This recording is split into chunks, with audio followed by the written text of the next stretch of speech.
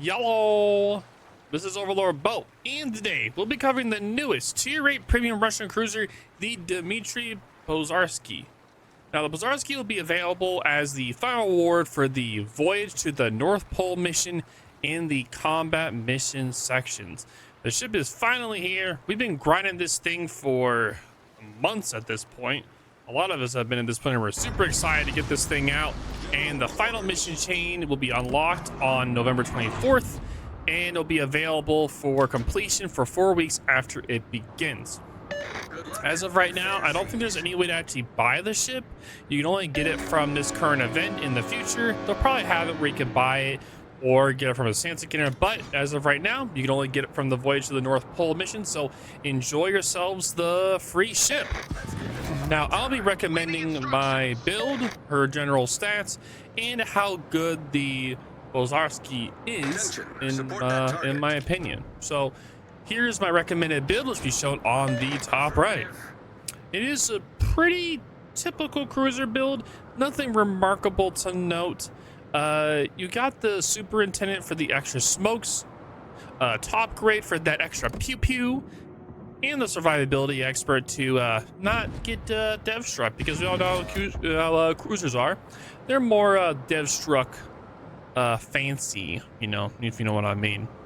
Now, the Dmitry Pozharsky belongs to the Project 68 bis / Suvivability class of light cruisers that served the Soviet Union during the Cold War.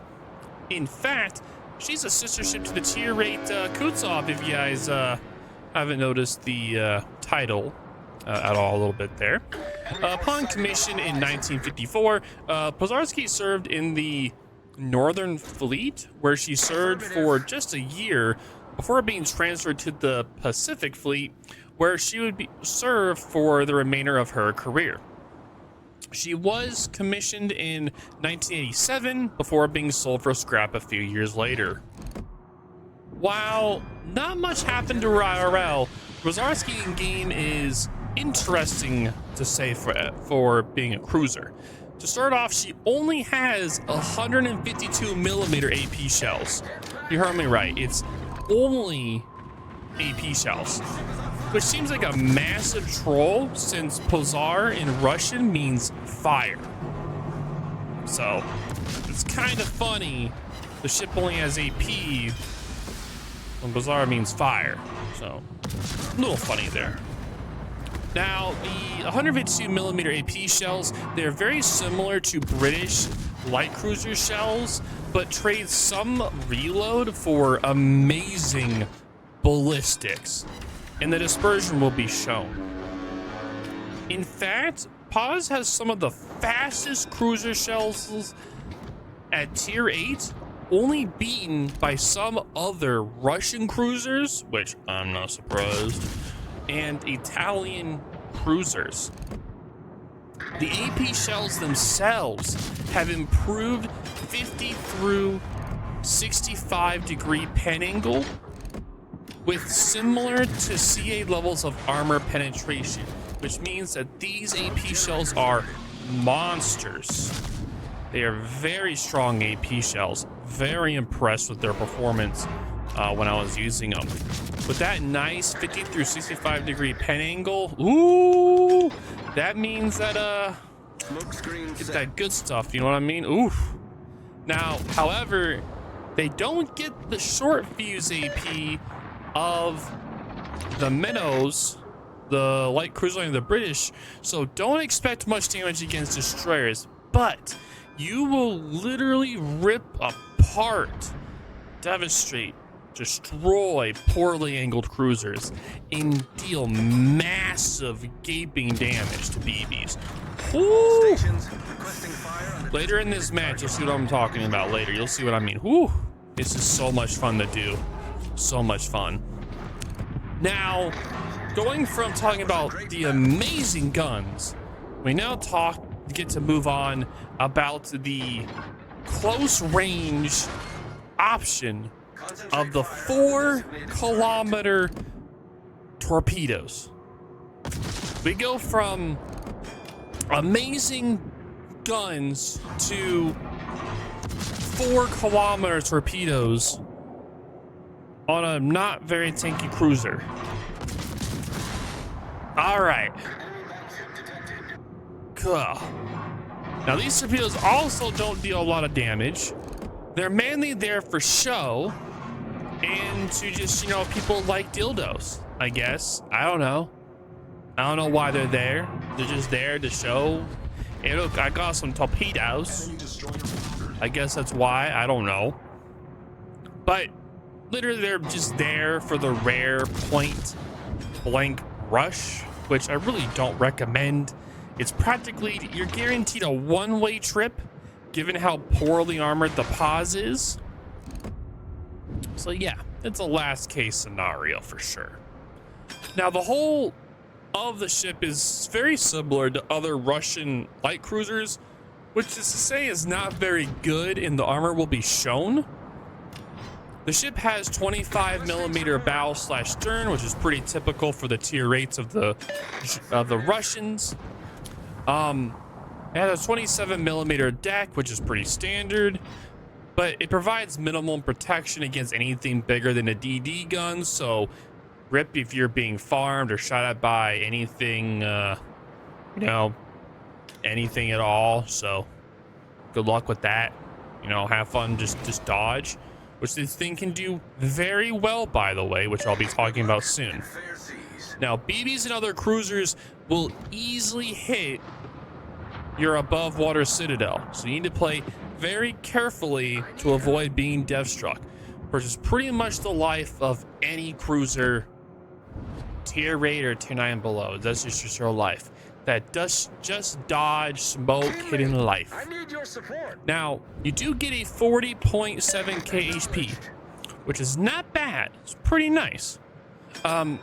But you are 2 or 3 citadels away from being one shot by a tier 10 battleship, so watch out for those shots, because they'll love to get you. One thing that you do have is a very nice short smoke screen to avoid those unnecessary damage. You're able to go dark, like you're able to see. I can go dark, I can farm, I can have the good time in that smoke. That's why you take Superintendent, get those extra short burst smokes. Mwah. Very nice, very nice indeed. Now, the Poz can turn surprisingly well due to her fast rudder shift time. So if you use your good rudder shift time plus the acceleration boost, which most of the Russians have, the Russians are known for their good acceleration for their cruisers. You're able to do a lot of really good dodging maneuvers with this ship. It's pretty fun to do, to say the least. It's pretty nice. Now, though, going from the amazing rudder shift time to her top speed being 33 knots, which isn't that impressive, but she can dodge for a short period in between her smoke to get to an island. So pretty much you smoke up, you farm, you smoke up, farm, leave, hide, smoke, etc. Go on and on. You guys will see the pattern in this match.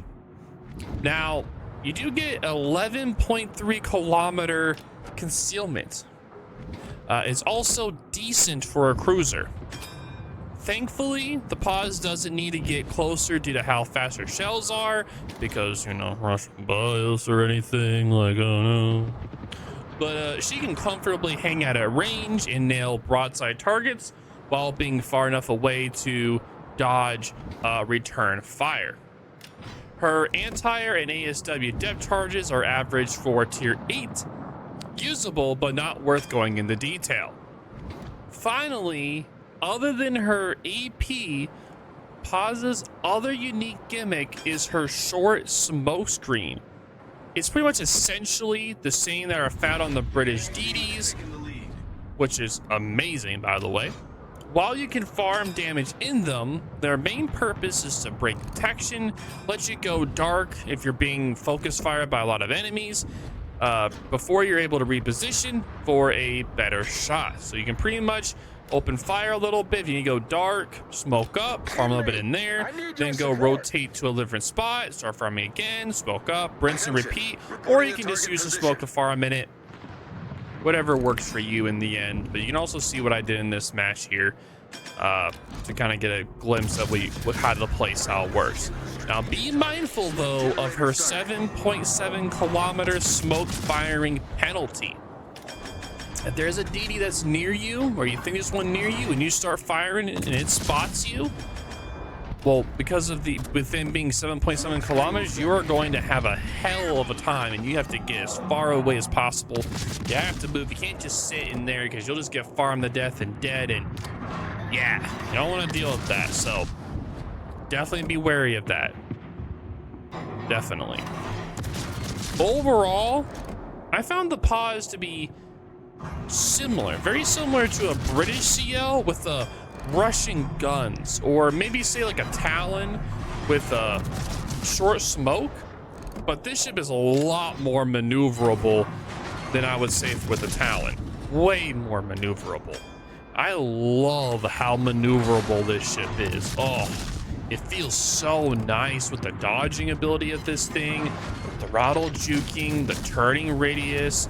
It just feels so nice, so maneuverable. This ship is definitely going to be a high skill cap ship, where if you have a lot of a knowledge on ship timings of ship reloads, maneuverability using Russian ships or other really maneuverable kind of cruisers, you're going to do really well in this thing. I promise you that.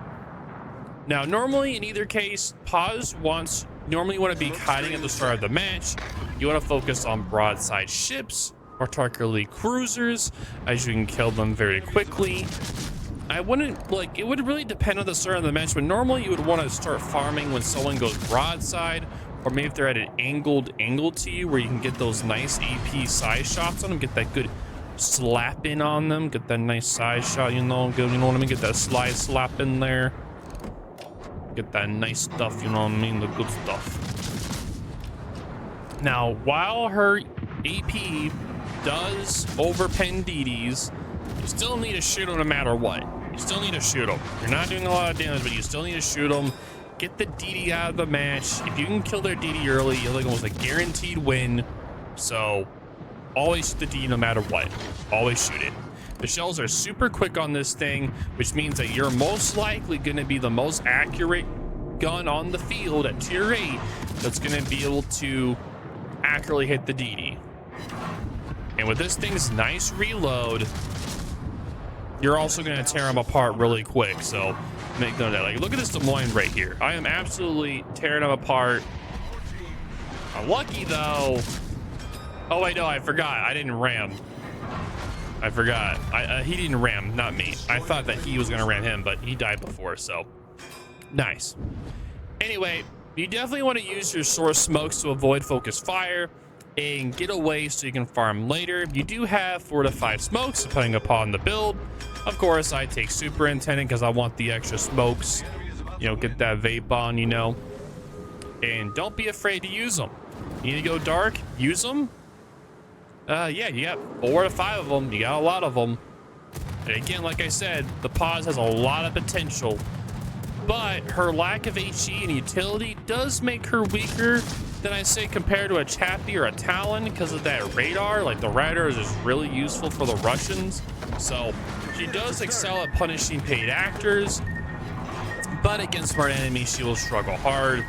As you can kind of notice here, I'm literally having a field day dodging against this battleship here.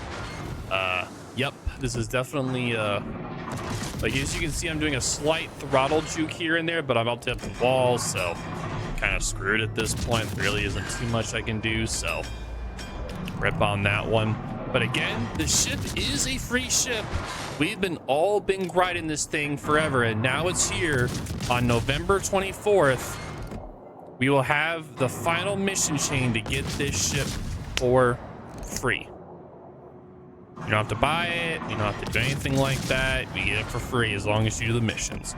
Later, maybe next year. I don't remember if they're adding it for standard containers this year. I don't think so. I'd have to double check, or someone in the comments can double check and let me know if they are or not. But they'll probably add it next year for sure, the standard container. But even though the ship is only AP, I think the AP is really impressive It does a lot of damage. Good pen angles, good damage overall. A lot of fun to play. It's a really nice ship, a high skill level. So the better you get at it, the more you'll get rewarded. But anyway, if you guys have any questions or concerns, let me know in the comments down below. But yeah, as you can see, I did 157,000 damage. Top of the team on a loss. Pretty impressive match. Pretty impressive. We'll also say this was my first match in this ship. There's also that. But yep, I'll talk to y'all later. Thank y'all for watching. And yeah.